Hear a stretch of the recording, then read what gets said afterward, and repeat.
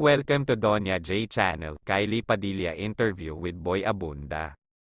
Naging emosyonal ang aktres noong bata pa lamang ito kapag nag-aaway ang kanyang dalawang kapatid ay palagi lang itong pumapagitna o mediator. Di naman maitatanggi na mabait talaga si Kylie. Ayon sa kanya, ang paghihiwalay ng kanyang mga magulang noon ay hindi dapat e-judge kasi dadating ang panahon na haantong din tayo sa ganyang sitwasyon kapag hindi na nagkakaintindihan. Ang naranasan ng kanyang magulang noon ay nararanasan din niya ngayon.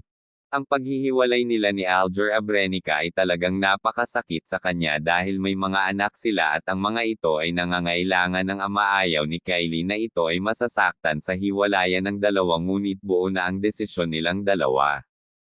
Ang dahilan ng paghihiwalay ng dalawa ay dahil daw sa may third party at iyon ay si AJ Revol na siyang tinutukoy ng karamihan, ngunit itinatanggi niya ito.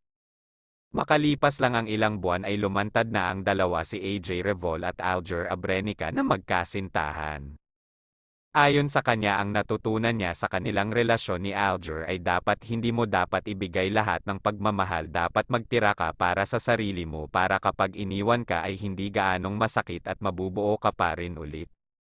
Si Kylie ngayon ay masayang nag-aalaga ng kanyang dalawang anak na para bang nakaka-move on na at masasabing walang itinatanim na galit sa kanyang ex at hindi niya ito sinisiraan sa kanyang mga anak. Makikita natin kung gaano siya katatag sa paglaban sa buhay araw-araw at napakabait naman talaga niya. Don't forget to like and subscribe for more videos. Thanks.